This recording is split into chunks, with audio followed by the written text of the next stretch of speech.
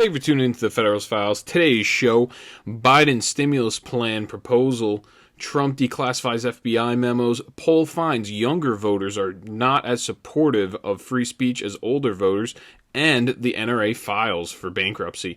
But first, check out AOC's rant. Because if they actually cared about rule of law, they would speak up when people break the law. They would speak up.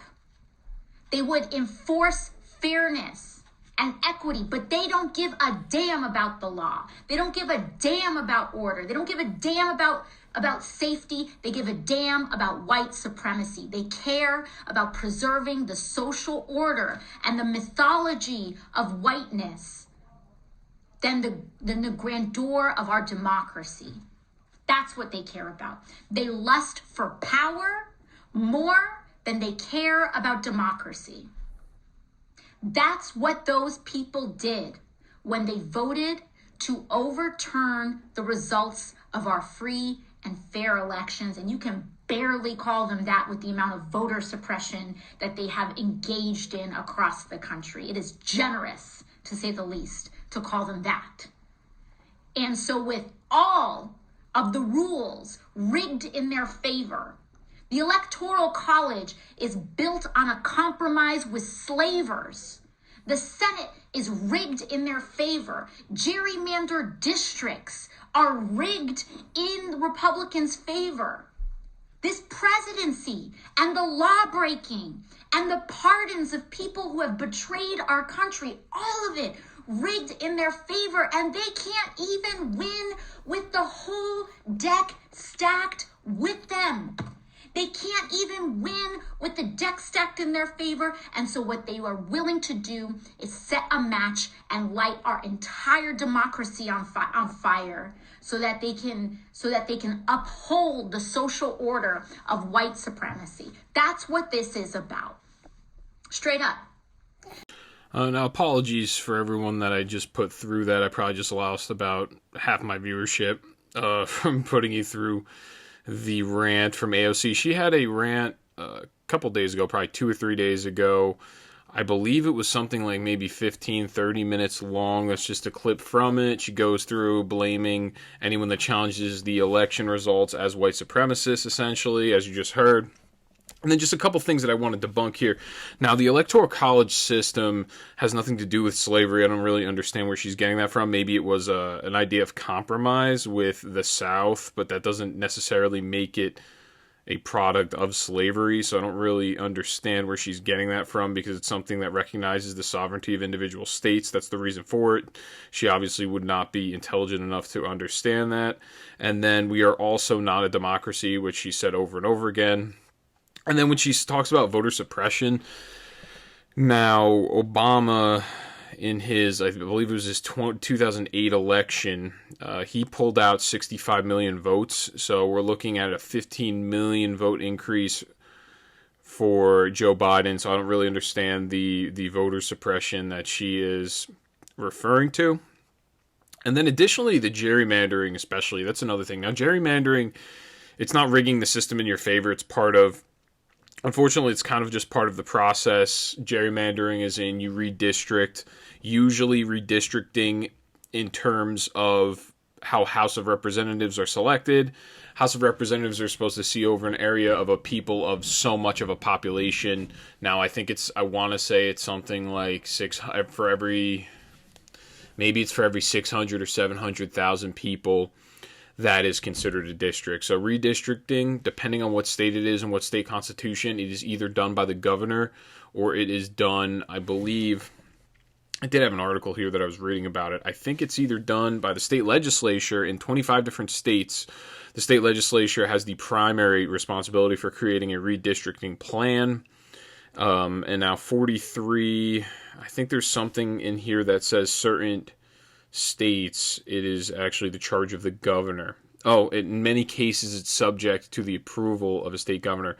And then in 43 states with more than one representative must redistrict after each decennial census. So essentially, every single time you come out with a census, which is every single 10 years, they evaluate the population in the areas. And then due to the way in which the populations come out from that, the legislatures go ahead, and in some states, I believe it also is the governor that does it. They district to determine what districts are going to be voting for what congressional candidates. Now, gerrymandering is kind of just part of the political process or the political game. I don't really know how the Republicans would have, and not that I'm a huge Republican supporter or defender, but I just don't know how they rig the process in their favor. From everything I've seen throughout the last couple of years, it seems like the Democrats really have a control on everything and on every aspect of American life. They control the big tech organizations. They control the big agency, the big corporations in a general sense. They also control the big government law enforcement agencies as well as the intelligence agencies from people that are from the inside. They state around 90% of them are libs. And they also control a lot of the school system, really the entire education system throughout the United States, including colleges, college campuses, all the things that are being pushed are things that are straight out of the Democrat Party playbook, as well as the communist playbook. Now, and I will cite an example of this. In school systems right now, they're teaching kids that one job should get paid just as much as the other job.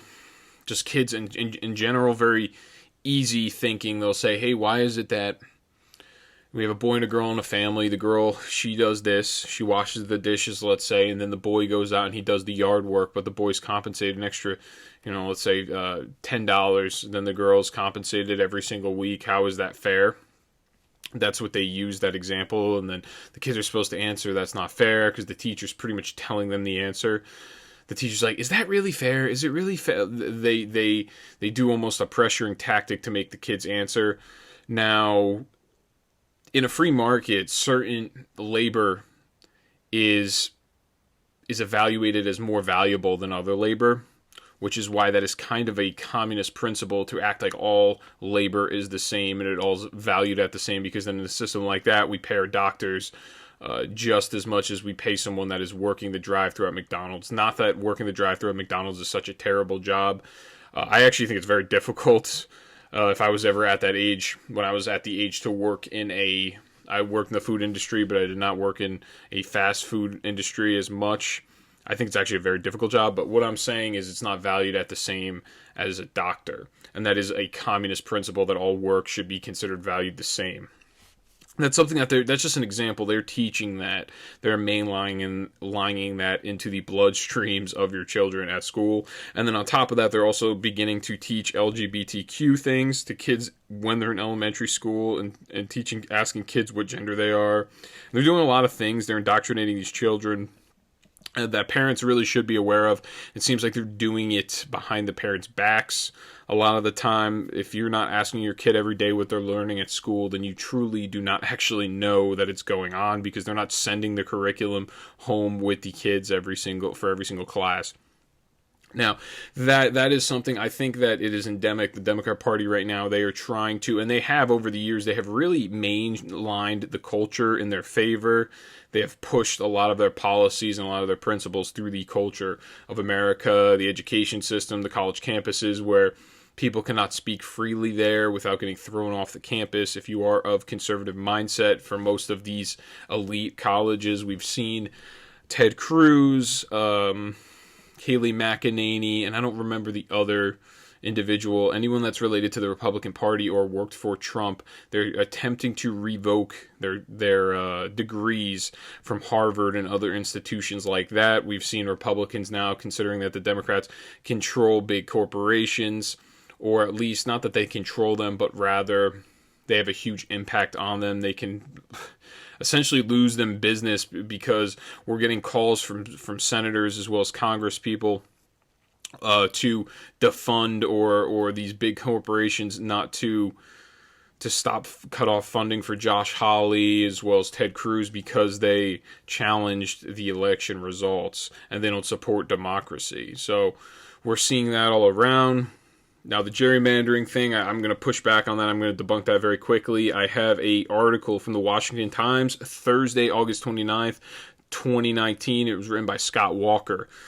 It is titled "The Democrats' Gerrymandering Adventures." So he goes through the redistricting And it's actually has a direct email from Barack Obama announcing his plans for new redistricting. And this also kind of goes off. I don't remember the exact policy Trump actually he worked to repeal it. I think it's going to be instilled now in a Biden presidency. They will go forward with it. But it will redistrict. It'll make it so the urban, I think it's HUD, the Home and Urban Development agency or administration. It's called HUD for short. That's the acronym they use. Now, they're going to use the power of HUD to federally redistrict, and they will lump in big cities with suburban neighborhoods, because then the big cities can take taxation from the suburban neighborhoods, property taxes, to pay for low-income housing, as well as change the actual districting. So if you live in a town, there's certain town ordinances, certain areas of the town that are supposed to only be single family houses or single family homes. That's the way in which the ordinance works. That's written into the township code of law. And now what they're going to do is they're going to federally overpower all these areas, and they're going to lump in towns that are right now. I think there's a town. Okay, so for example, there's Nashville, and then right next to Nashville, there's Franklin. This town called Franklin, or this city called Franklin. They're going to redistrict Nashville, the lower income areas, with part of Franklin that's more well off, and then they're going to keep the income tax. The taxation on property the same in a Nashville low income area, but then they're going to raise it in Franklin to pay for all the people that live in Nashville in the low income area. And then they're also going to build these high rise apartment buildings, Section 8 essentially. They're going to because they're going to change the entire ordinance of your town. They will be able to bring those directly right into the suburbs, and there's really nothing that you can do about. There is something that you could do about it, but our politicians aren't going to stand up for it, essentially, because it's not really the sovereignty of individual states. It gives them, I would like to think it at least gives them the power to instill their own ordinance policies, because then at that point, if we're running everything from the top down, then it's really not a constitutional republic. It's not a republic at all. It's not representative of a republic in its own character. So we've had work of gerrymandering by the Democrat Party. They're going to try to do it through HUD, through the Homes and Urban Development branch of the federal government, of the executive, and that was something that was repealed. And this is the problem when you come through with executive orders, and I've mentioned this to a couple people I've been talking to about this. People are really actually worried about the economy, and they should be, because we're going to be looking at high taxes, or we're going to look at penalties on oil, big oil, and oil runs a lot. A lot of things oil is in a lot of things. Oil is in plastic, all plastic. It is some sort of refined version of oil. The laminates we put on any type of wood. The laminates we even put on plastic. I got this Defense soap thing here. If you're looking at it, a lot of this is made out of oil. And you'd be surprised how much oil is used to make a lot of our products. So if you're going to put a tax on oil, then that's really going to affect the taxpayer, because the tax always gets always gets passed on to the consumer. So we're going to pay more for our products, and then we're going to see an increase in the corporate tax rate. We might also see an increase in the individual tax rate, unless if they're able to pass something through, which I can't see that happening anytime soon. So, and then the big thing is this is the problem with executive orders, and I explained this before. Now, the executive orders that Trump went through to deregulate the economy, now we're going to be looking at the executive order repeals of Trump's executive order, which will add more and more restrictions and regulations, thus crippling our economy, crippling our companies. And that's really what we're looking at. That's what's coming down the pike. And then on top of that, you have another stimulus bill, or another spending bill, as well as we're going to cancel college debt. We're going to keep printing money. We're going to do free health care for all. That was another thing I read the other day. I'm going to get deeper into this right now. Just some housekeeping stuff. This next coming week, I will not be doing any Federalist Paper videos. I'm going to start it back up next week just to try to give myself a little bit of a break. But I will be having, during the day on Monday, I'm going to be releasing a Martin Luther King special episode. It'll just be same thing, current events. A lot of stuff's coming out right now that has not really, all the information has not materialized yet, so I'm kind of holding off on it. I'm trying to gather as much as I can so I can report it to everybody. But for here now, for this reason, I have the gerrymandering efforts of the Democrat Party, and it starts off this article here. It states, they're working to redistrict themselves into permanent control. Democrats are working to gerrymander themselves into permanent control in Washington, D.C. Just this week, former President Barack Obama sent out an email announcing his new redistricting And now this redistricting will now go on because now it's 2020. They do the census every single 10 years. So I don't know exactly. I think the redistricting process starts around 2021. So his email states, and I quote, "The movement for fair maps will determine the course of progress on every issue we care about for the next decade, and we can't wait to begin organizing when the redistricting process starts in 2021. We need to build this movement from the ground up right now." So really what they want to do is they want to change the redistricting so they can try to lump in some bigger cities with some suburban as well as rural areas, because they know they want to overpower the vote in the rural and the suburban areas with the city and try to make districts that really used to be red turn blue for House of Rep members. Now, Mr. Obama and his former Attorney General Eric Holder have been working on redistricting for years. They've raised more than $250 million to spend on litigation, data, and other related strategies, and we hear that they are aiming to raise $400 million. Others on the left are getting in on the redistricting too. Hillary Clinton shared an email this week saying, and I quote, "Our friends at the National Democratic Redistricting Committee and Onward Together grantee have a plan to combat map manipulation by targeting 16 state legislative chambers and 3 gubernatorial races in 2019 and the 2020 cycle." So that's another thing, is that it also does, the districting also has to do with state legislative chambers, that's very important. State legislatures are pretty, they're not as coveted as they should be. They underestimate the power nationally that the state legislatures actually have. Now, the focus of the left on redistricting is almost cult-like. They seem totally convinced that the only way Republicans got into office was through gerrymandering. They obsess with this issue, putting up yard signs demanding fair maps, holding rallies, and posting all over social media. Their argument is weak on several fronts. First, Republicans won in federal, state, and local races all across America in 2010. In most states, the maps were drawn either by Democrats in the state legislatures or by courts after the 2000 census. For example, Democrats controlled both legislative chambers and the governorship in Wisconsin going into the 2010 elections. He goes through to debunk the entire thing and the entire narrative, because it is true. During 2010, if you think about it, that was Obama.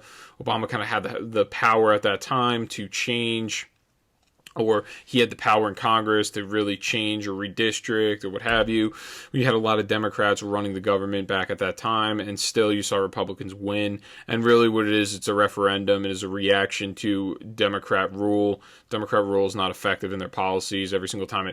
I think it was the very first in 2008, you had Obama, and since Obama was on the ticket, you also had the House of Representatives, and I think the Senate was also ruled by Obama at that time, by the Democrat Party. So that was kind of a scary time in politics, I guess, for conservatives, because they were really worried about what they were going to push. They got the whole Affordable Care Act, aka Obamacare, through. And then you saw a huge referendum in I think it was 2012. You saw, and I even think 2010 as well. You saw the Congress switch over to the Republican, and then you saw in 2016, you saw Trump win, and then they had the entire Congress as well as the executive at that time. And they really actually could have got a lot of work done, but they chose not to, because everybody in Congress that's a Republican, they were believing in the Russia collusion hoax with Trump, and then they're also afraid to act on anything because they always, it's weird, the Republican Party, they will, now at this point, they're floundering, they're panicking right now. The Republican Party, people that voted for Trump, And voters of Trump, I understand. I'm much more sympathetic with voters of Trump than I am with the actual Republican Party, the people in the establishment in particular. They are worried, they're floundering, they're panicking, they're freaking out. But the thing is they had from 2016 to 2018, they had the Congress and they had the presidency. They really could have passed reform on Section 230 and they wouldn't have had a problem with it. But they didn't, and now they're going to act like they're going to be the resistance. And I'm talking about establishment. I'm not talking about the voters. I'm not going to rip the constituency of the voters for voting for the lesser, unfortunately, the lesser of two evils. I don't blame them. I think there's a lot of Republicans that are pretty pissed off at what's going on right now.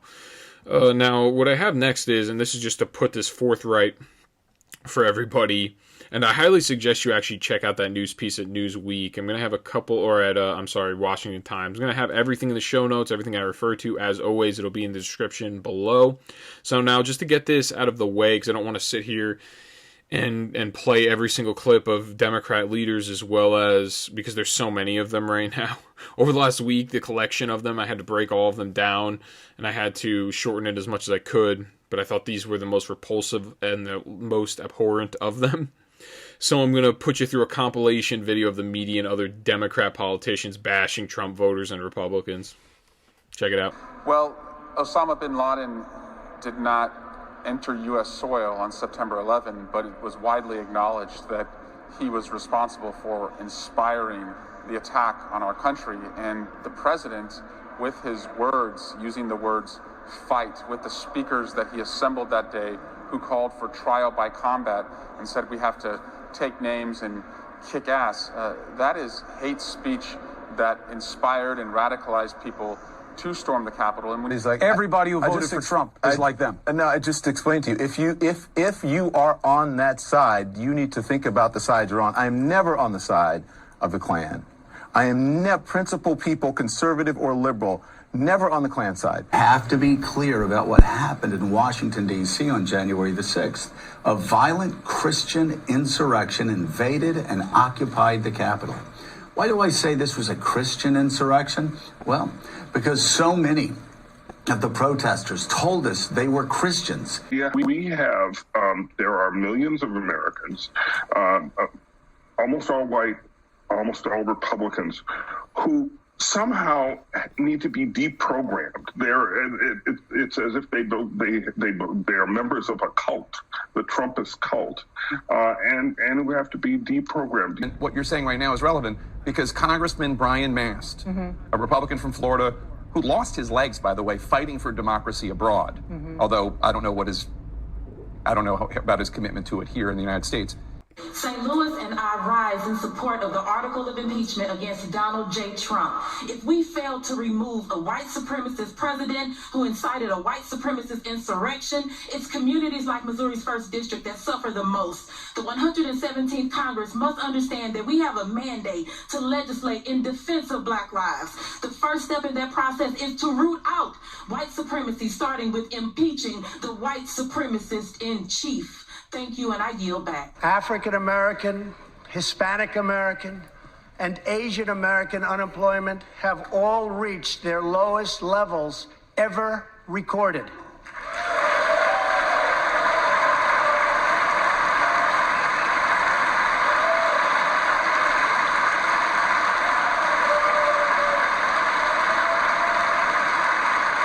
These folks, I mean, they're just... It's criminal behavior, Don. I don't know what else to call it. They have been complicit from the very beginning in their willful criminality to carry the water for Donald Trump and these science denials, which allowed this pandemic to rage out of control. And then by refusing to wear masks, this is criminal behavior. That's chemical warfare, so far as I'm concerned. And again, this is exactly why we should be moving. And I was very proud to be an original co-sponsor of Representative Bush's resolution calling for the expulsion of these members. They are unfit to serve. Just to clarify that last one, that is Ayanna Pressley. That is biological warfare. It is not chemical warfare. They're not releasing some sort of chemical agent or toxin. It is biological because coronavirus would be considered something that is biological. So she can't even get that right. she's calling it criminal behavior not to wear a mask. Essentially, that's what she's going for there. I'm just going to try to go through every single one. The other one is Cori Bush talking and yelling about white supremacy.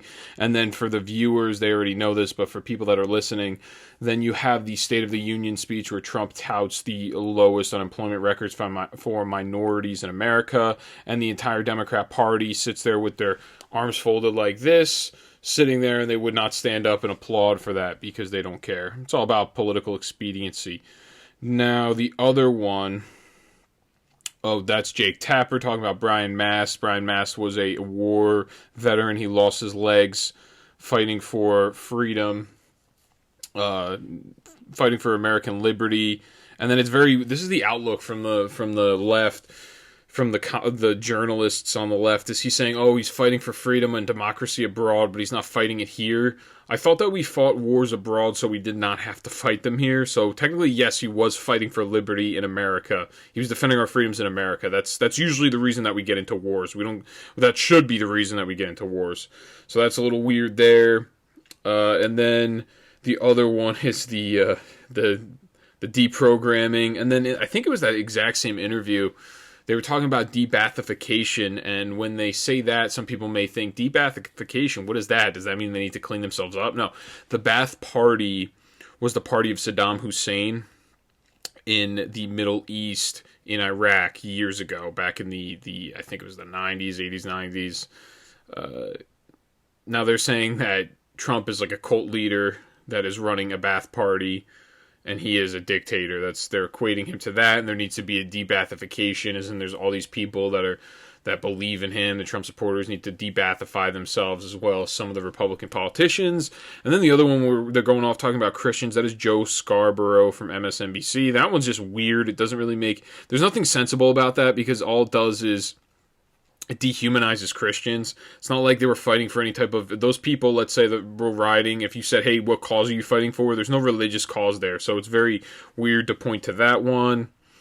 And then Don Lemon equating people that vote... He pretty much said if you vote for Trump, you vote on the same side as white supremacists and Nazis. And there is a white... I don't remember exactly the guy's name, the white supremacist, the big name guy. He votes for Democrats. So it doesn't... Oh, Richard Spencer. He admittedly votes for Democrats. So that's another inconsistency. It is very easy to say, oh, this one group does this, so if you do that, that's also wrong. Doesn't really make... It's not a sensible or a logical argument. The Nazis, they brush their teeth at night, and oh, look, you're part of the Nazis because you also brush your teeth at night.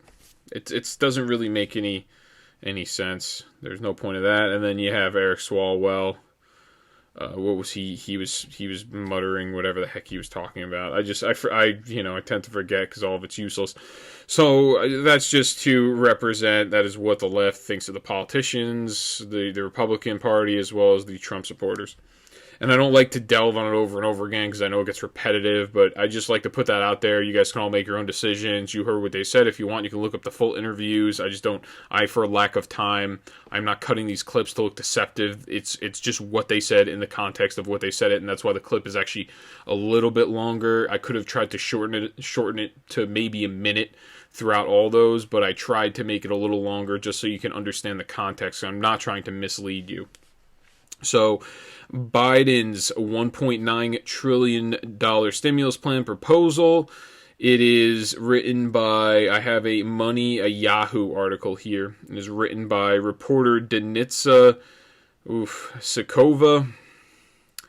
So President-elect Joe Biden unveiled a $1.9 trillion stimulus package that includes direct payments to Americans, a $15 minimum wage, aid to small businesses, and a national vaccination program, among many other provisions.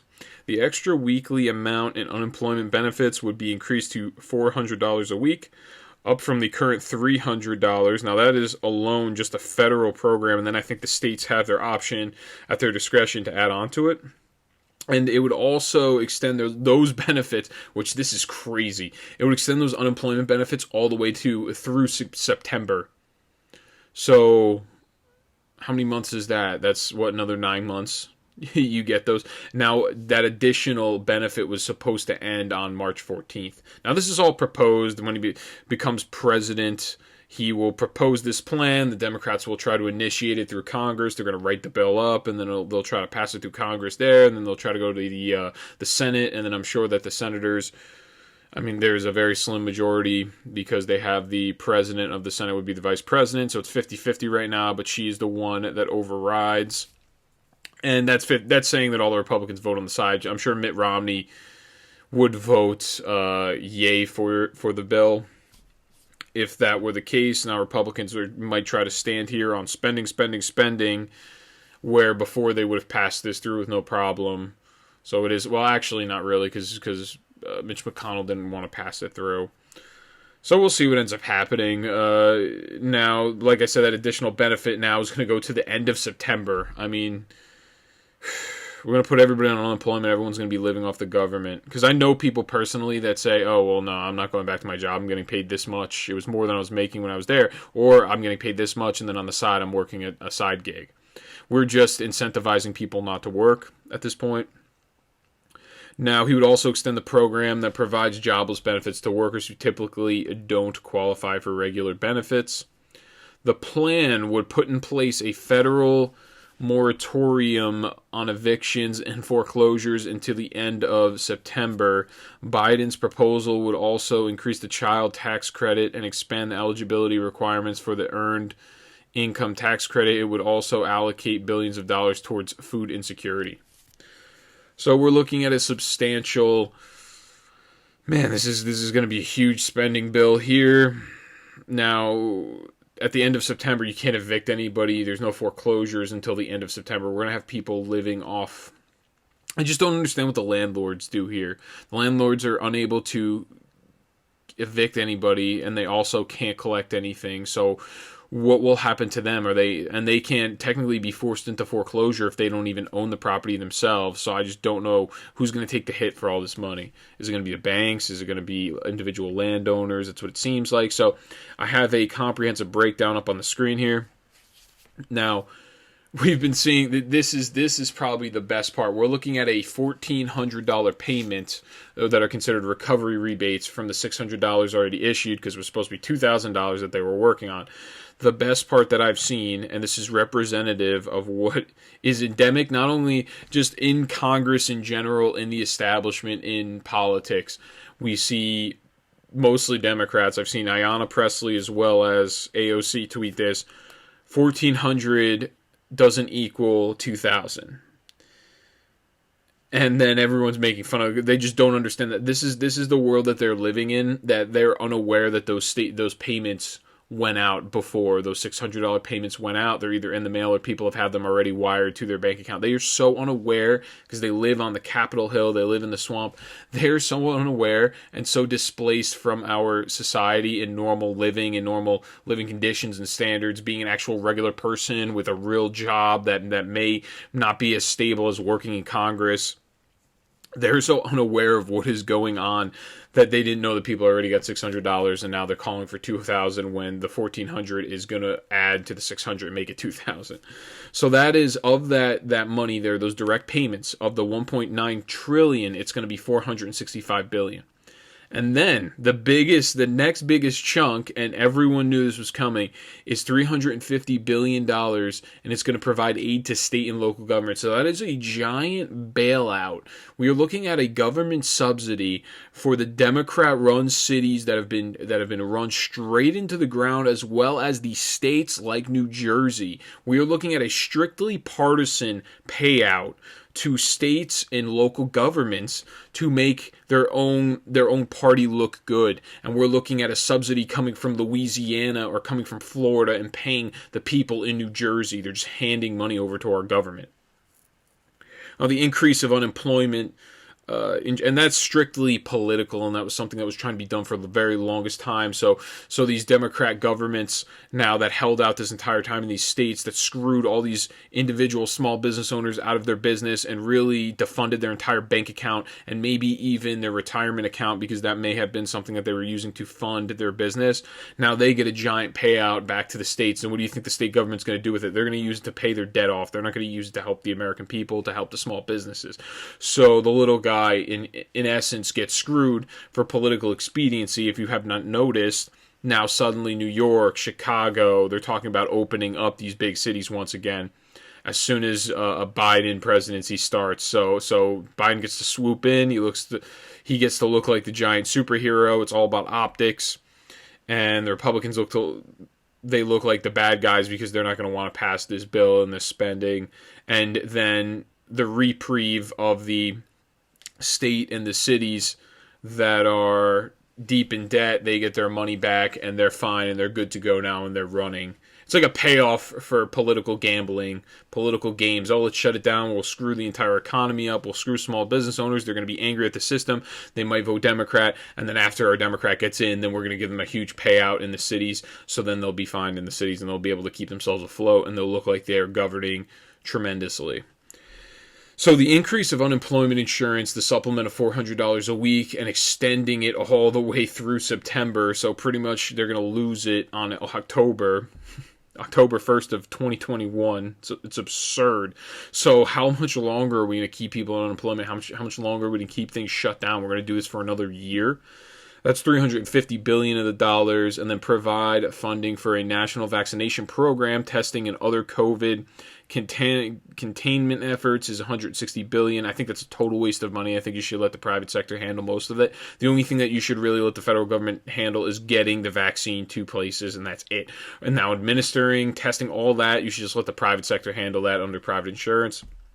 Fund school reopening, and that's $160 billion, if I didn't mention that. Fund school reopening and increase funding to schools and colleges. That is $170 billion. Once again, school. Now that may be a payoff to private colleges that should not need a payoff because of how much they charge people. And kids were still going to college at this time, so I don't really know where the money was lost there.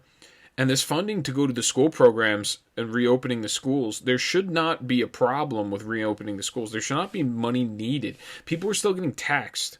That's all tax funds. And then on top of that, you already have aid for state and local governments. So what is this? Just more aid for state and local governments under the guise of school funding and school opening? We're making it as if there wasn't a state budget before and we were unable to somehow run these programs while no one was in school the entire time.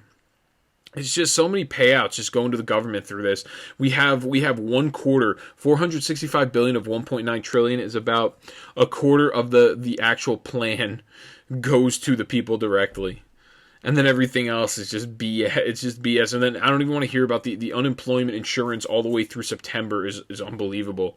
That's just a way to incentivize people to stay home and not go to work. Now, an expanding of the child tax credit to a refundable $3,000 per child, $3,600 for child under 6, assuming 1 year. That's $120 billion. Provide, and that's just an extra credit to put when you go to file for your taxes. You're going to get an extra $3,000 credit for every single child you have. Now, provide rental and small landlord support, $30 billion. That's it. That's all they're going to get. $30 billion will quickly run out to support the landlords and small landlords, not the big ones. So the big ones are going to take the hit. The small ones are going to be able to get some money, according to this plan. Provide support to child care providers, $25 billion. I just don't know where this money is really going. And then other policy changes, $200 billion. And in that $200 billion, a lot of that I bet you is going to be a lot of foreign aid and the regular bureaucratic BS that goes into these bills. And we'll see it as it rolls out. I'll get more and more information on that. Just keep it all in mind. Next, what I have, and this is something that I mentioned before, so it's kind of funny, information about John Sullivan, which I mentioned the other day. He is an Antifa protester activist / BLM activist. He was arrested by the FBI because he was inciting. Apparently, he was inside of the Capitol building inciting people to light fires, things of that nature, whereas he said that he was just there covering it. And it's funny now that this story comes out. I was covering this like last week. And I have a clip of John Solomon, and he is the founder of Just the News, which I'm going to read off their piece after this. But check out what he has to say about John Sullivan. The first acknowledgement by the FBI that a liberal anarchist participated in the Capitol riots last week. Remember, we've been told this is all MAGA people only. Nope. Today, John Sullivan of Utah, a man who's previously been charged in a riot in Utah for the summer. Remember when we had the bad summer riots? He was charged with participating in a violent riot where a person was shot. Today, he was charged by the FBI with participating in the Capitol riots, entering unlawfully to the Capitol, encouraging people to set fires, to take things. This is a man who portrayed himself as being in the Capitol as a journalist. The FBI called his bluff today. They've charged him, I believe, with 3 counts. The first non-Trump or non-MAGA person to be charged. I'm hearing that there are others that the FBI are looking at. This is going to become, as we said last night, much more complicated picture of what really happened. Now, I'm going to have more information on that on Monday. I think more and more information has been coming out about Capitol rioters being connected to liberal groups, liberal activist groups. So this was not an only homogeneously Trump supporter spree. Now, Trump... And here's a picture up on the screen. Now check out, this is John Sullivan on the left. He's wearing a Trump hat. He's in disguise. And then there's him in the middle, not wearing anything. And then there's him on the far right. He is in his Black Lives Matter / Antifa gear. So next what I have for everybody, and this is important, I will also have more information because hopefully more and more comes out. It flows out on Monday. I'll have more Trump declassifying the FBI memos, exposing Steele's, as in Christopher Steele, Steele's motivations, ties to impeachment witness. Once secret documents will show, Steele told FBI he leaked a Russia collusion narrative to counteract Clinton email scandal. This is a bombshell. I'm going to try to explain it the best I can because it is a little confusing once you try to explain the names. It is a Just the News article. I'll have it in the show notes. If you want to read it, it's actually very important. Anybody that comes out with the Russian collusion hoax, any of the libs that say it, it's very easy for them to say it because then it's kind of hard for you to debunk it because you play in their terms. Once there's a crime said that you did, then you now have to somehow, there's no presumption of innocence anymore for politicians. You have to explain how this person is exonerated, how Trump is exonerated. So the memos to be released as early as Friday include FBI interviews and human resource evaluation reports for 2 of the main informants in the Russia case, former MI6 agent Christopher Steele and academic Stephen Halper. So they released this on Friday.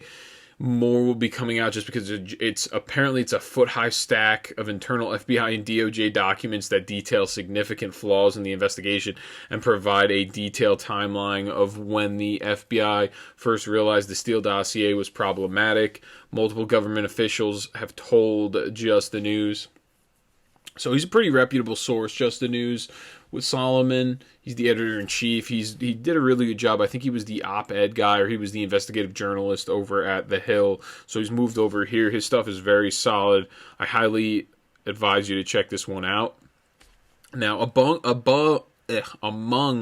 the bombshell revelations is an admission by Christopher Steele that he violated his confidential human source agreement with the FBI and leaked information from his dossier to the news media in the final weeks of the election because he wanted to counteract new revelations in the Hillary Clinton email scandal that were hurting her election efforts. The former foreign intelligence officer made the confession in fall of 2017 interview with agents. So just to try to simplify this here, he leaked this information to the media, this dossier, the Steele dossier that was out there with all the Trump PP hoax weird stuff, and then the Trump collusion with the Russians, his own dossier. He went and he leaked it purposely to the media because he wanted to change the narrative because the email scandal with Hillary Clinton, all of the Benghazi stuff was coming out because she essentially wiped her own server of all of her emails to try to cover herself from any wrongdoing. So Steele, who was hired by Clinton's campaign law firm to compile anti-Trump dossiers attempting to link Trump to Russian influence, told agents he had 2 clients at the time, Clinton and the FBI, and chose the interests of the Democratic candidate over the Bureau in leaking. So he was hired by a law firm. The law firm's name is Perkins Coie. It doesn't say in this piece. He was hired, Steele, by them to find anti-Trump information, to pretty much dig up information. And the reason that Steele was able to do this is because he's a foreign agent. The FBI really could not do this, and the FBI circumvented their power. They're not able to create dossiers or do investigations of individuals when there is no crime. So you don't investigate somebody, then find the crime. It's you find the crime, and then you search with context clues to find somebody to pin the crime on, and then you investigate. It doesn't work the way where you investigate people on their face and then try to find a crime. That's just not how the American system of law enforcement works. That's not how the intelligence agency works. Now, Steele, because he is a foreign agent, he can circumvent the rules of the Constitution because he technically is of British law enforcement. And that's why they hired him. That's why the FBI and Clinton both hired him. Now, Steele told the Bureau that then FBI Director James Comey's decision to reopen the Clinton email probe in fall of 2016 triggered him to leak his dossier details in what he described as a taking the gloves off moment. The FBI interview summary makes clear that Steele, a British citizen, was allegiant to Clinton, did not like Trump, and believed a Trump presidency would be negative for his homeland, and thus made a decision to meddle in the U.S. election by leaking information to the news media. So as soon as James Comey, the FBI director at this time, he reopened the email probe into Hillary Clinton. Some people actually say if that didn't happen, Trump wouldn't have won the election. We're not really sure exactly, obviously. And James Comey pretty much hates Trump too, so it's really, the whole thing is kind of convoluted and confusing. But he decided to leak this dossier because of that, to try to change the narrative. And he also didn't like Trump. He thought that this would help his country, his homeland. Now the leaks, which led to the Steele's termination as an FBI informant, have been known for more than a year, but his motivation for leaking was hidden in the classified documents, which is interesting. Trump, a lot of people said that Trump should have released this actually way beforehand, and I do agree with them. Trump should have released this a long time ago. And it's not even about political expediency. It's just to show that this is what they were doing to him before he even won the presidency. As they were that afraid of him, that's what they were doing. This is what they do to their political opponents. They illegally spy on them.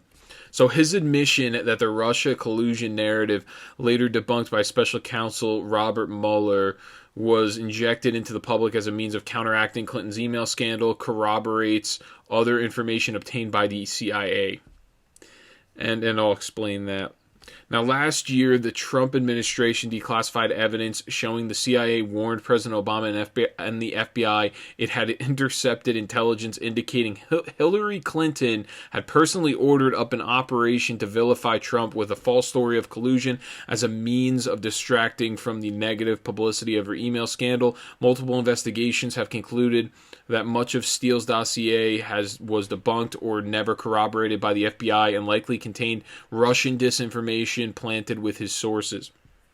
So the Russian disinformation was actually coming from Steele and the dossier. And there's a whole story of John Brennan, and John Brennan was the ex-CIA director. He also is like a huge communist secretly. I'm pretty sure he's the one that had the Mao picture. The Mao is in the Chinese communist leader years ago.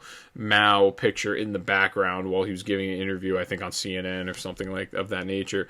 Now they perpetuated this story. They ran it through the intelligence community, and then Steele came out with his dossier, and then they were able to corroborate it that way. But then the CIA was coming through saying, hey, there's a system right now where Hillary Clinton is trying to gin up some negative news on Donald Trump to vilify him, to take the publicity off of her email scandal. So it does get a little bit confusing. I'm trying to explain it the best way I can. I'm going to actually cut this, I think, into a shorter clip so then people can kind of listen to it over and over again. Now, so most of this was debunked. Multiple investigations found it was debunked, as well as the Mueller probe. The probes found that the FBI wrongly continued to rely on the allegations of Russia collusion to target Trump campaign figures for investigation and failed to disclose major flaws in their investigations to the courts that had authorized surveillance warrants.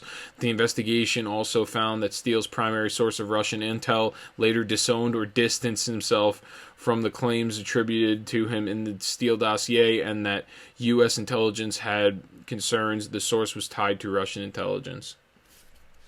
So what they're throwing out here is that Russia is the one that ginned this whole thing up, or the Russian intelligence. Now, they're not getting deeper into that the Russian intelligence agents or the intelligence that came from apparent Russian sources were something that were also... We don't know the origin of this. I mean, I have my suspicions of it. I've heard Dan Bongino talk extensively about it. From what I understand, I may be mischaracterizing what he said, but this Russian disinformation that came in was also paid by some actors as well, such as a Hillary Clinton. So it was information that was essentially all disinformation that was put out there in order to get the warrant, just to invest. It's perpetuated just to get the investigation warrant, and they were hoping that they would somehow find. And then they also tried to set Trump up in a lot of different ways. They tried to set him up, which is why on Monday I'm going to go through more of this. Hopefully more information comes out. But they tried to set up certain advisors. That's why they got Paul Manafort. That's why they went after George Papadopoulos. That's also why they went after Michael Flynn. They were trying to set up his different advisors, people that were in the government with him, in order to try to get Trump, or get one of them to try to rat out Trump for nothing, for no wrongdoing. And it continues. This is the very end. Tasking instructions the FBI gave to Halper.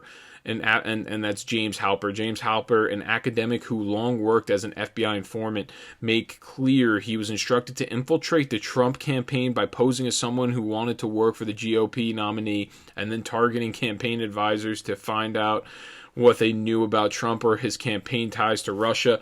James Halper was specifically instructed by the FBI to focus on campaign advisors Sam Clovis, George Papadopoulos. Carter Page is another one. In some cases, recording some of their conversations, the records are expected to show. So what they did was they put a plant, Hillary Clinton,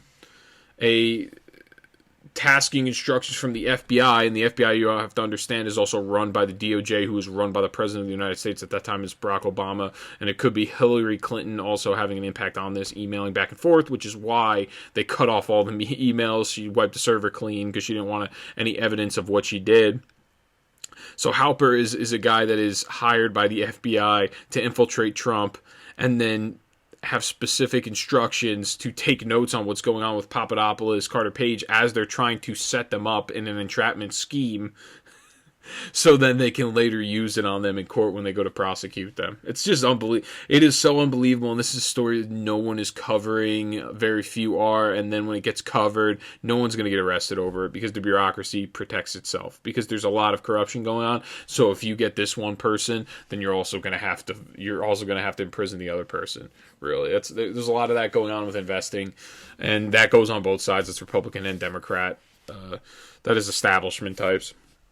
So 91%. What I have next here is, and it's just so outrageous that could be done in the United States. It's supposed to be a free country. We're supposed to not have a surveillance state, and they can do that to the nominee. They could do that to someone running against them for political power, and there is no ramifications for it at all. It's just there is impunity. They're dealt with impunity. There's no repercussions for their actions. The political class, the rules apply to them differently than they do the rest of us. So next what I have is 91% of Trump voters sticking by him despite Capitol Hill riot. It is a poll coming from the Washington Examiner. I think the poll is not from the Washington Examiner, but rather from famous pollster Frank Luntz. It is written now this article from the Washington Examiner is written by Andrew Mark Miller. Now, despite last week's riot on Capitol Hill, they're looking at despite their criticism of his conduct since November 3rd and last week, 91% of Trump voters say they would still vote him for the for a presidential election if it were held today. Lutz tweeted on Monday. So here's more information. And that is the reason that I left the article up there. He did a poll of a lot of different things, and it really does show that there's still strong support for Donald Trump in a lot of these polls. So he continues. Now, only 25% of Trump voters polled stating that the president was responsible for the Capitol Hill riot, which left 5 people dead and sparked a push to impeach him. 60% said that Vice President Pence acted more appropriately than Trump during the aftermath of the riot. I asked Trump voters about last week's storm of the U.S. Capitol. 25% say Trump is responsible for what happened. 60% say that okay. And then 38% call the participants domestic terrorists. while 24% say that they are patriots, and then I guess the rest say they don't know what the heck they are. Now, additionally, 78% of the 800 Trump voters polled said they agree with the president's claim that the election was stolen from him, and 67% believe Trump would be the winner if votes were counted accurately and fairly. When asked whether the president should continue his fight to stay in the White House, voters were split 50% saying he should and 50% saying he should leave. I mean, at this point, he by law really has to leave if they end up they don't have anything that they find, which at this point I think that's very, very, very, very, very, very slim. I thought it was slim the January 6th I mentioned. I thought it was very slim, the chances, because I think there's a lot of Republicans that were in the Senate that weren't willing to go through with any type of vote. A vote just for an investigation. They didn't want to go through that. So if I go deeper into the piece, it actually shows more support for Trump than you would think. And it is amazing. It's on his Twitter, so there's going to be a link in there that you can click on, and then through that link you'll find more and more information. And this was, like I said, it was 800 Trump voters. Let's see if I can find specifically what he's referring to here. So when you think about what President Trump said outside the White House Capitol, and what happened at the Capitol, which of the following is Trump most guilty of? And the answers are rebellion, treason, insurrection, high crime, sedition. 71% of people said none of these, so they were saying he's guilty of none of them. 71%, and those are Trump voters. So it seems like there's a contingency of maybe 70, I would say around 70% of people that are standing by Trump right now, and they think the election was rigged. It needs to be the system needs to be fundamentally changed. 73% of them said that. So there's a lot of disagreement right now from the Trump crowd, and 91% of them said they would still vote for him. So 78% said it's stolen, like I said, which it's amazing how much information they have here on this. Have no idea. If you had to choose whom you think acted more appropriately, they said Pence. Which is the more accurate statement? The protesters are, let's see. See, 53% of them said it was a riot, and 47% of them said it was a protest, which is pretty interesting. Inside the Capitol, how responsible? Oh, this is an interesting one. How responsible was Donald Trump for what happened inside the Capitol? Not at all is 46%. Now, totally is 6%, mostly is 19%, somewhat's 14%, so essentially the net, people that think that he was mostly responsible is around 25%. People think that he had little to no responsibility at all is 62%. So yeah, there's a lot of cool polls here if you want to check that out also. These are all things that you could show other conservatives if you want to be like, hey, well, check this out. This is what people think on a consensus basis. I mean, I know polls aren't 100% accurate all the time. These polls that I'm referring to, I am referring to some of the most accurate pollsters, Frank Luntz, the Trafalgar Group, Rasmussen as well, which I actually have something here from Rasmussen later in the show. I'll go over it. But so next what I have is, and this is funny, Jack Dorsey gets exposed by Project Veritas at exactly what they were doing on Twitter. And they keep mentioning, notice he keeps mentioning one account. That one account that he's referring to is Donald Trump. So check this out. We do intend to do a full retro, as I said in my note. It is going to take some time. And then the other thing, just to close out a little bit, we are focused on one account right now, but this is going to be much bigger than just one account, and it's going to go on for much longer than just this day, this week, the next few weeks. It's going to go on beyond the inauguration. We have to expect that. We have to be ready for that. So the focus is certainly on this account and how it ties to real-world violence, but also we need to think much longer term around how these dynamics play out over time.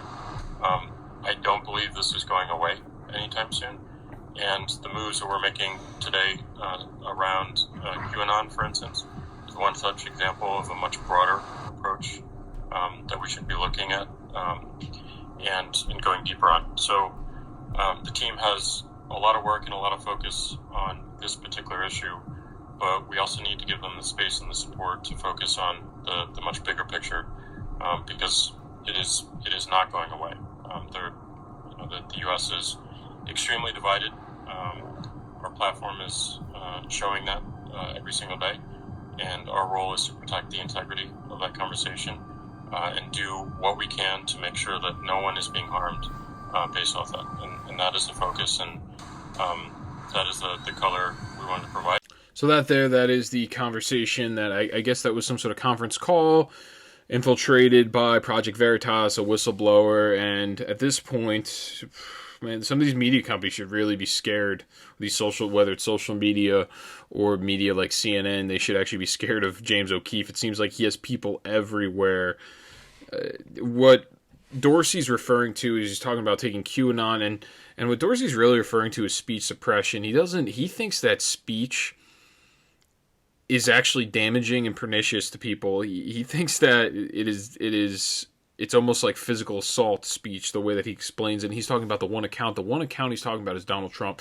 We're getting rid of this one account, and we're going to be purging more of them over time, and we need to not only worry about this one account, but many others. And he says in the very beginning, if you notice, and if you want to play that on Rumble, it is about 58 and a half minutes in.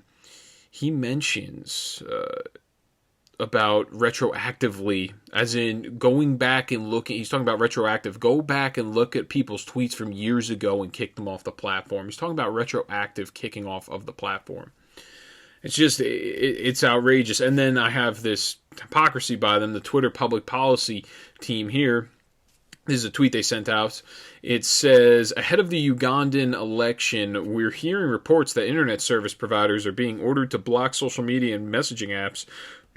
We strongly condemn internet shutdowns. They are hugely harmful, violate basic human rights and the principles of the open internet, which is interesting because that's exactly what they did. So it's just hypocrisy as always. So Pennsylvania, what I have next is Pennsylvania Lieutenant Governor. He's speaking actually about this hate speech and this violence of speech and what is covered under the First Amendment, and he's devoid of any type of reasoning on this. So check it out. This idea that saying that Pennsylvania was rigged or that we were trying to steal the election, unquote, that's a lie. And that you do not have the right, that is not protected speech. The second those tweets went up, they should have been deleted. That's not deplatforming someone. It's deleting lies that are yelling fire in a crowded theater when there is none. And there's a difference. That is not protected speech. He can talk all day about what his favorite football team is or that he's the greatest president in the history of the world. But no one, Republican, Democrat, whatever, has the right to say those kind of incendiary lies. So what he's referencing Trump saying that the election was stolen in Pennsylvania and how there was unconstitutional changes, which there was unconstitutional changes. But to begin with, his reasoning, his call of what is protected and what isn't protected under under the First Amendment is completely erroneous in its principle. It's wrong. The shouting fire in a crowded theater actually is legal. There is a precedent in court saying it is illegal and is protected speech, as well as what you would actually define incitement. Now, there is an actual incitement of violence that is not protected, but it has to be imminent. It has to be very quick and to the point. It is not if you call for violence and then, months later, and you call for violence specifically now, and then months later the violence happens, it's actually not enforceable as a criminal penalty, a criminal charge. So the precedent, and that's the precedent set in court. Now, the First Amendment precedent is actually pretty far. I mean, it goes pretty broad. There's a lot of leeway with the First Amendment. So just making a line in a general sense like that, no, that is actually protected under the First Amendment. And that is something that I don't really, once again, I don't know exactly what the intent of some of these government officials is. I don't really know what their intent is. I don't know if they're unaware of what basic constitutionality or constitutional principles mean,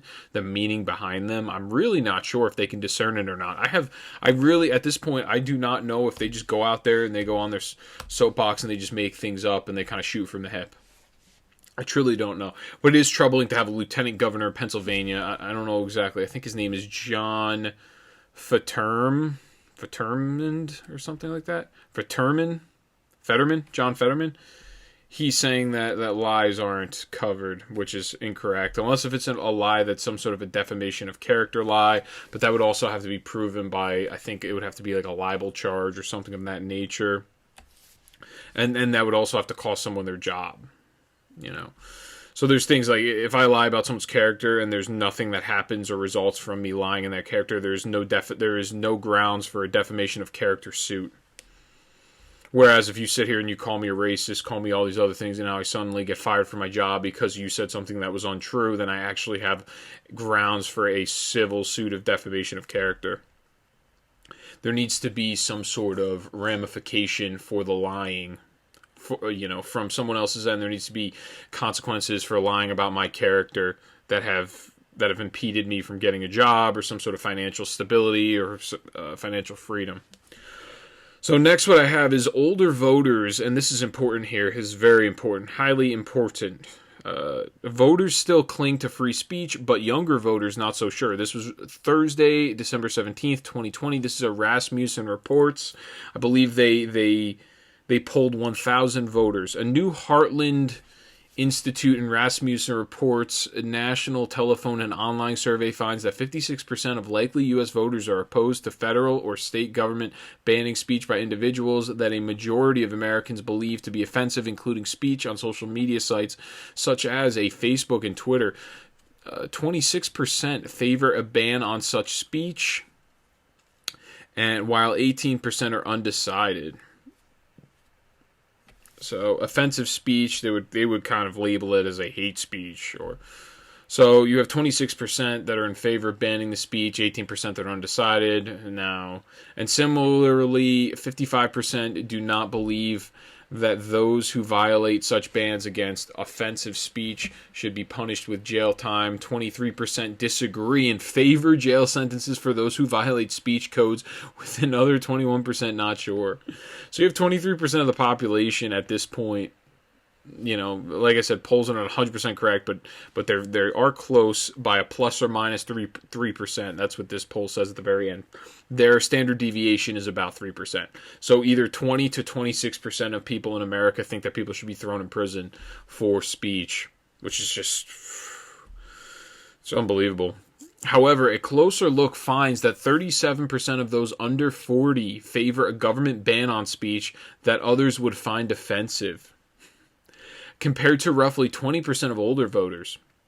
So we're looking at the softification of the younger generation. 37% of them think that there should be a government ban on speech that they find offensive. Essentially, you get thrown in prison or you get thrown in jail for saying things that they find offensive, compared to 20% of older voters. And I'm even surprised that older voters have that high of a percentage.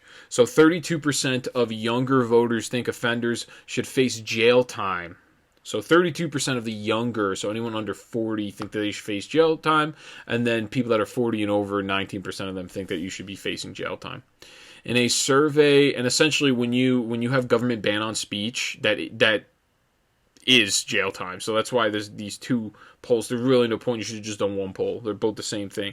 It infers jail time or some sort of insane fine that you would have to pay.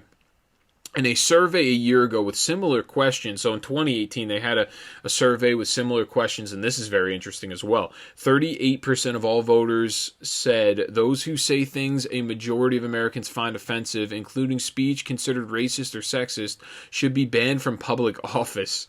44% disagreed, but 18% were undecided, so it was almost around the same percentage, give 6%. Plus or minus 6%. There's very similar in opposing opinions saying hate speech, essentially hate speech or sexist speech or racist speech would ban you from public office. And then I just don't understand the council that would be created to solidify or validate somebody able to vote. Able to run for public office or not. I think that we're getting into a very slippery slope period in our time right now, because the biggest problem with that is who is to determine what is and isn't hate speech. it seems like things that are now sexist and now are racist are very subjective. It's something that somebody else views as racist or sexist, whereas somebody else, because there's certain people that are looking for racist or sexist comments, whereas other people are just living life normally and they're unexpecting of this, and they're not looking to find any little bit of racism or sexism or things that they can take, because you can take something and you could be offended by it, whereas somebody else sitting right next to you can take it and not be offended by it. So speech is very subjective in the way in which it is interpreted. So who is it that is going to be setting the laws of what hate speech is? And that's what the problem is. What we're going to instill a government institution to verify what is and is not hate speech, and that to delineate that, and that is a slippery slope, and that can end in catastrophic failures of our institutions and our systems, and really a one-party country. And that's the point of this whole thing. The left has everyone tricked into thinking that everything is hate speech, and you can classify it easily as hate speech, because once again, it is easy to delegitimize an opinion, and then you do not actually even have to debate ideas if you can just classify something as hate speech. It's very simple. It's a very simple way to shut down dissenting opinions, and then now at this point throw you in prison, and then you can never run for public office. So all they do is have to gin up one thing that you said, and then kind of find a way to do mental gymnastics to apply it as hate speech, and then you can never run again. This is a way to push a one-party state, because who controls the media, who controls the big platforms, who controls the big corporations? Now, the survey of 1,000 likely voters was conducted December 6th to 7th, 2020 by the Heartland Institute, and Rasmussen reports the margin of sampling error is plus or minus 3 percentage points with 95% level of confidence. Field work for all Rasmussen report surveys is conducted by Pulse Opinion Research. Now, the incoming, and this is another thing here, and that's pertaining to what I'm about to announce here. The incoming Biden administration is reportedly flirting with the idea of joining the so-called Great Reset, an international effort to radically change world economies with much bigger government and far greater regulation. Democrats and younger voters welcome the international involvement in U.S. policy making. Other voters are not so sure. So the Great Reset essentially is globalism. That's what it sounds like. An international effort to radically change the world economies, because we don't want to let other countries run their own economies. We want to run roughshod over the entire world. So 34% of the Democrats are more enthusiastic about a government ban on free speech. That includes social media sites than Republicans, 22%. Republicans that should be 0%. And voters not affiliated with either major party, 22% are. While 58% of Republicans and 62% of unaffiliated oppose jail time for offenders, only 48% of Democrats agree. So the Democrat Party, we're looking at 34% of them, about a third of them, are enthusiastic about a ban on free speech. And then we're looking at, of that, and now 48% of that percentage, so it's about half of 33. So what, 16% of that percentage think that there should be jail time. It's insane. Unaffiliated oppose, while 50% of affiliated oppose jail time for offenders only agree. Oh, so only 48%. Yeah, so it's about 50%. It's insane. So social media as it relates, and this is an article from, I'm not going to go that deep into it, but I'm just going to explain it. And it is an Atlantic article. It is social media as it relates to the 1930s in Germany. They go through the whole system, how the radio was created in Germany, how they used it to disperse material in the news, and then it started getting oddly a little political. So then the government ended up taking over the radio stations, and then it only made it easier for Hitler to rise to power, because once he used his force to get into the position of power, then he used the apparatus of the radio system to spew propaganda. It's a very interesting piece, very interesting article. I would read, if you go to read it is a little longer, read just like the second half of it, and it gives you a better understanding of and how it kind of relates to today. So next what I have 2 more articles for you. I got Andrew Cuomo's Blatant illegal nursing home cover-up. And it is on the New York Post, January 12th, 2021, written by the Post editorial board. So late July, the State Department of Health released a whitewashing report absolving itself of blame for thousands of COVID-related deaths at the state's 617 nursing homes, instead fingering the home's staffers. In reality, the Federal Justice Department identified New York and 3 other states as having required nursing homes to admit COVID-19 patients to their vulnerable populations, often without adequate testing.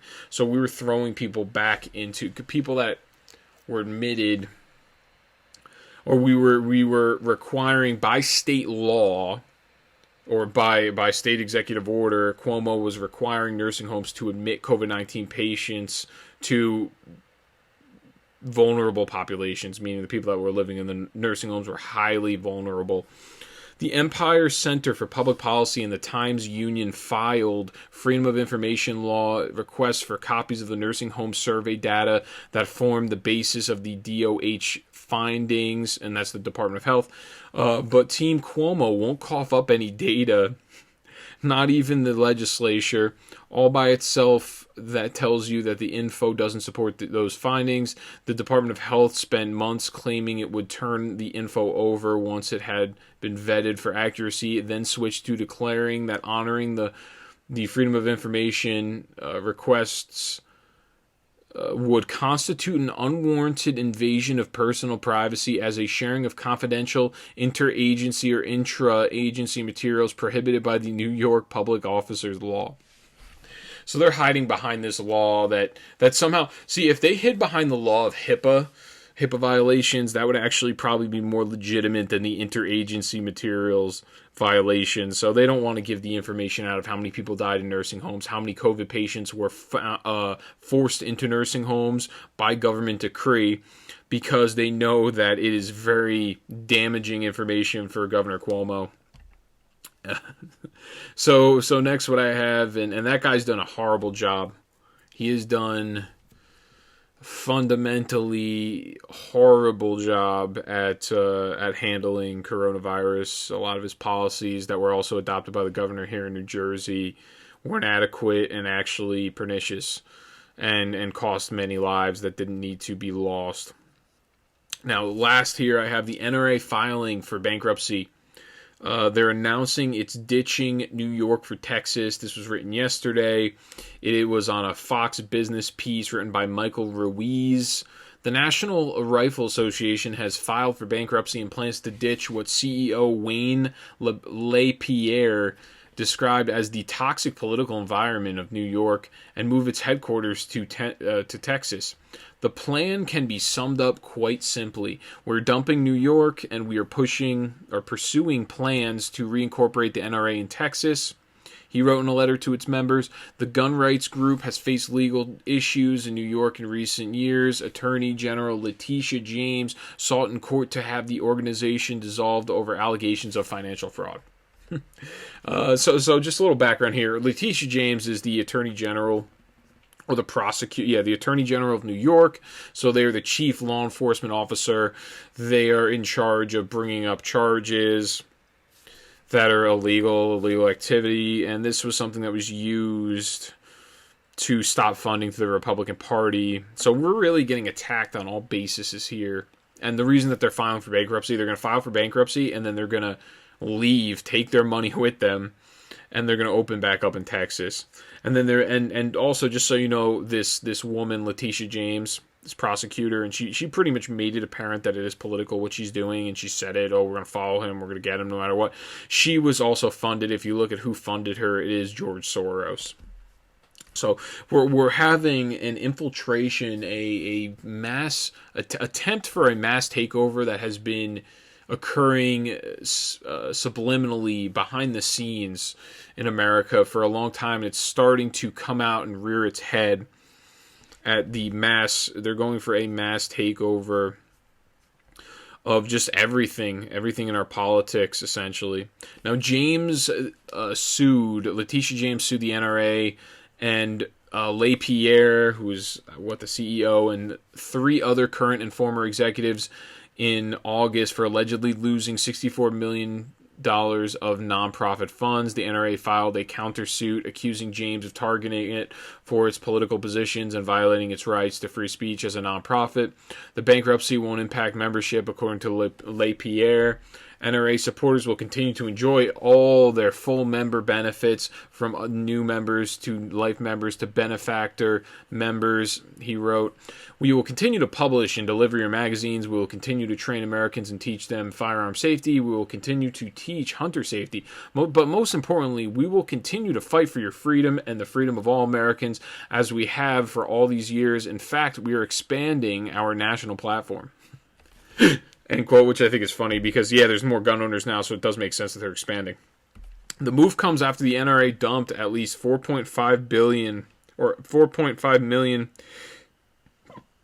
into the Georgia Senate runoff election, in which both Republican incumbents narrowly lost to Democratic challengers. And in November, the group settled an insurance case in New York for $2.5 million without admitting wrongdoing. So Brady United, a nonprofit that aims to end gun violence, also weighed in. There's all these different things. You have this Brady United. They're aiming to end gun violence. So they're aiming to take the guns out of law-abiding citizens' hands, essentially. And the group has its own legal issues. They've filed petitions with the IRS, so we have the IRS going after them as well. So we're going to see this. We're going to see this from the executive branch, because this was something, the IRS was also weaponized by Obama to go after the Tea Party years ago. So this is something that the IRS will probably be used to weaponize it, as well as the Attorney General of the United States will also be weaponized from his political position to attack the NRA. So what people don't understand is they complain the gun lobby. The reason that the NRA is existing is not because of the gun lobby. You don't see it's really existing because you have people that support the Second Amendment and they believe there should be some sort of civil rights organization that protects the Second Amendment and lobbies in their favor. Unfortunately, lobbying is what has to be done in Washington to protect the Second Amendment at this point. And it's weird because the left, they go, oh well, you have these big corporations are paying so we can keep guns in the hands of Americans. They demonize they call it the gun lobby because the gun manufacturers give money to the NRA. I'm not sure exactly how much money they give, but a lot of money I know is donated by individual gun owners that have membership. They'll be life members. They will pay whatever the fee is a year. I think it's something like $80 to $100, something like that. It's pretty minimal if you're saying, hey, do you want to keep the Second Amendment around? Pay this much.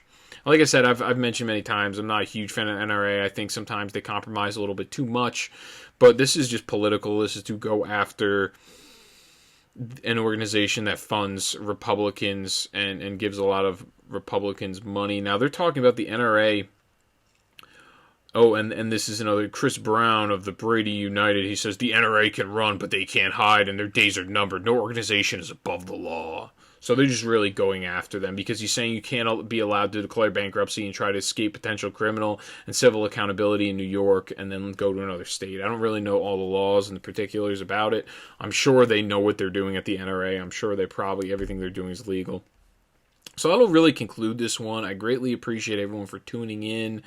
Now stay tuned Monday. I'm thinking around probably the middle of the day. I'll probably be recording in the morning, then I'll edit. In the middle of the day, we'll be coming out with more information on the Declassified Spygate information, and then as well as a very interesting Stanford study as it relates to coronavirus lockdowns. And in this study, apparently it is deeming them ineffective, and now we're going to see a push to reopen everything right on time as Joe Biden takes office. So thank you for tuning in. I hope everyone has a great weekend, and I will see you on Monday.